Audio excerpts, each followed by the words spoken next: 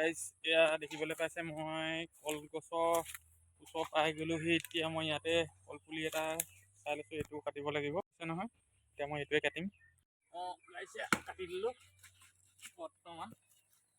এতিয়া আৰু এইটো ইমানৰ কথা, আৰু ইয়াৰ বাকীখিনি মই ঘৰতে কৰিমগৈ। এনেধৰণে আৰু কাটি ল'লোঁ। এতিয়া বাকী ঘৰ যাওঁ, ঘৰত গৈ মাছ আনিবগৈ লাগিব। আকৌ মাছৰ মাথা হৈয়ে বনোৱা হ'ব। আহক তেতিয়া আজি ভিডিঅ'টো আৰম্ভ কৰোঁ।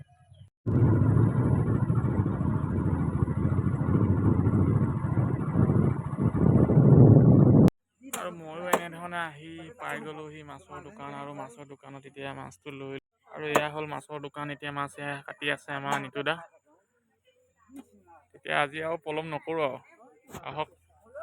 মানে এনেধৰণে আনি লৈ ঘৰত গুচাই ল'লোঁ, আৰু এইপিনে মিহি মিহিকৈ কুটি ল'লোঁ। তাৰপৰা এতিয়া আৰু এইপিনে হৈ গ'ল, এয়া হৈ গ'ল পিঁয়াজ, আৰু এইপিনে নহৰু আদা, আৰু এইপিনে জলকীয়া, এইপিনে কল পচলা, আৰু মাছৰুম এটা এইপিনে ৰেডি কৰি হৈয়ে গ'ল। আৰু এইপিনে মোৰ কেৰাহী। এতিয়া বনাবলৈ মই আৰম্ভ কৰি দিওঁ। কৃষ্ণ, আজি গধূলি ভাত খাই যাওঁ। এয়া দেখিছে মাছ, আৰু এইফালে কল পচলা বনাইছোঁ বুলি গম পায়ে আৰু যেতিয়া ইমানখিনি কৰিছোঁ আৰু এইপিনে লৈ লৈছোঁ। আৰু এতিয়া মই গধূলি ভাত খাই যাওঁ, খাবলৈ আৰম্ভ কৰি দিওঁ আৰু কৃষ্ণ বহুত ইমান আগতে আৰু ইয়াৰ পৰা প্ৰশ্ন কৰোঁ খাই মজা।